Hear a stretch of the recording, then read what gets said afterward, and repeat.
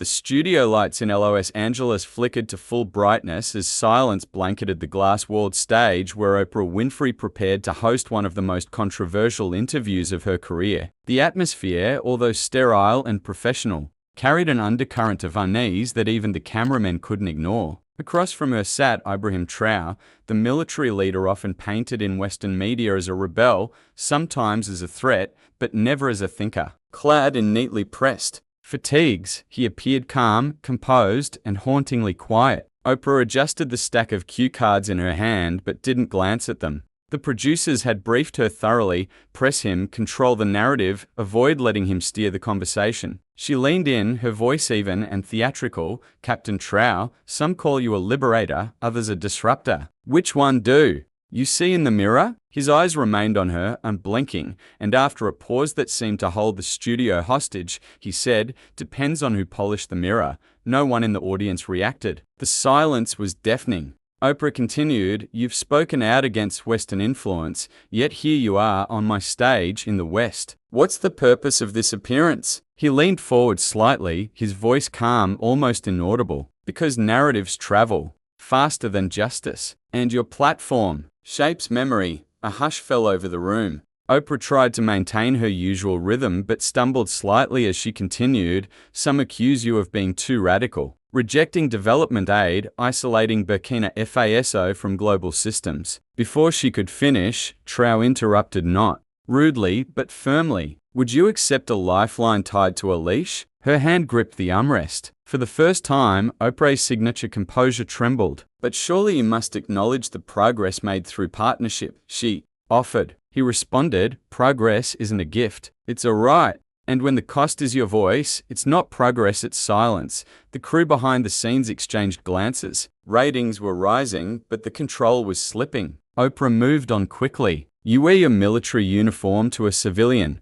interview. What message does that send?" His reply was slow, deliberate. "The war changed forms. It's no longer fought with bullets, but with terms, with loans, with images like this one." The tension in the room thickened like steam. Viewers around the world began clipping moments from the livestream, posting quotes like, "Justice without dignity is an insult, and your applause doesn't feed our children." Hashtags spread in seconds. Oprah, sensing a tide turning, shifted tones. "Do you ever regret the confrontational approach?" Traoré looked straight into the camera. "No, because truth whispered into deaf ears must sometimes be shouted through silence." The segment ended, not with music, but with a quiet fade to black. The audience didn't clap. They didn't know if they were supposed to. Behind the scenes, Oprah's producers huddled. He didn't argue. He dismantled, one whispered. Across the globe, reactions poured in. In Ghana, a university aired the segment in its media ethics class. In South Africa, local papers ran front-page stories headlined, "The interview that reversed the gaze." Meanwhile, Oprah sat alone reviewing footage. For the first time in her storied career, she felt the subtle weight of narrative bias, not as a concept but as a wound. Her voice on the recording felt foreign to her ears. She whispered to herself, "Did I listen, or did I just wait to speak?" In Burkina Faso, Traoré returned home briefly, declining all follow-up interviews. Instead, he visited the family of a teacher whose school had lost funding due to a rejected Western grant that Oprah's foundation once declined, something she hadn't known, or maybe hadn't remembered. He sat with the teacher's mother, in silence. No cameras, no quotes, just grief and dignity. Oprah sent a private message through her team requesting a second interview.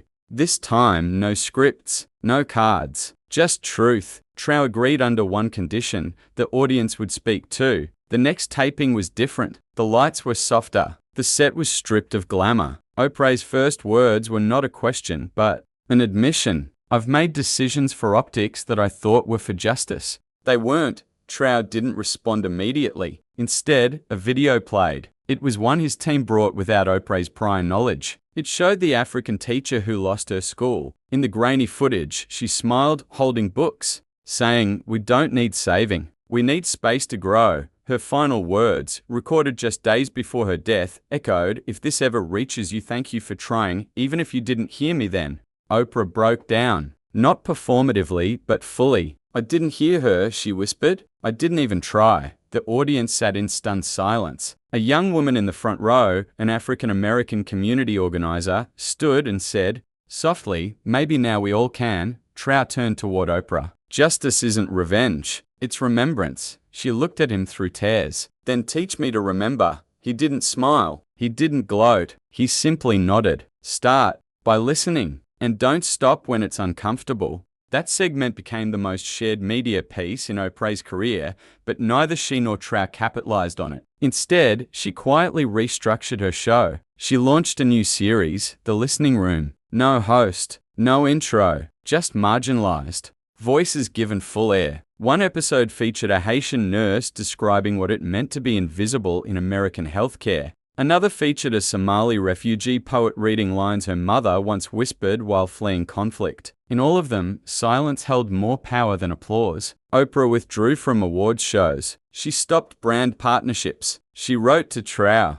in private saying, "I now understand that giving space is different than holding a spotlight." Trao never responded. Not in words. Instead, he mailed her a small book of West African proverbs. No note, just a line underlined in red. A river does not drink its own water. Oprah placed the book on her desk, next to the original rejection letter from her foundation to the late teacher. In the closing sequence, the camera pans across a dusty classroom in Burkina Faso. Children are gathered around a laptop watching. The original interview. One girl, no older than 8, repeats Traoré's words aloud, writing them on the chalkboard. "Truth is not loud. It is clear." Her teacher nods. The camera zooms out slowly. Outside the window, the sun sets not with drama, but with a quiet promise of return. And somewhere, across oceans and broadcast cables, a world listens differently than it did before.